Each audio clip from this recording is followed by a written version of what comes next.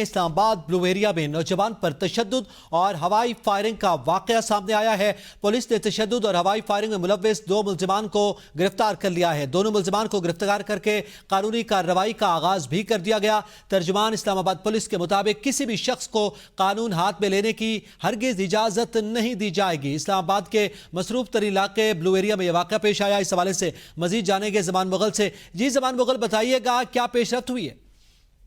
جی بالکل، یہ دن دہاڑے کا واقعہ ہے اور اسلام آباد کا پوش ایریا بلو ایریا، جہاں پہ 2 افراد نے ایک نوجوان کے اوپر نہ صرف تشدد کیا بلکہ اس کو ہراساں کرنے کے لیے ہوائی فائرنگ بھی کی اور اس کو غلیظ گالیاں بھی دیتے رہے۔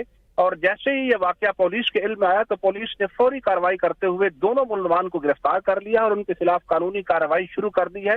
اور پولیس کی طرف سے ایک پریس نوٹ بھی جاری کیا گیا ہے جس میں کہا گیا ہے کہ دونوں ملزمان کی گرفتاری عمل میں آ چکی ہے اور کسی بھی شخص کو قانون ہاتھ میں لینے کی اجازت نہیں دی جائے گی۔ زمان، یہ بھی بتائیے گا کیا واقعے کی تفصیلات کے حوالے سے بھی کوئی ابتدائی طور پر سامنے آیا؟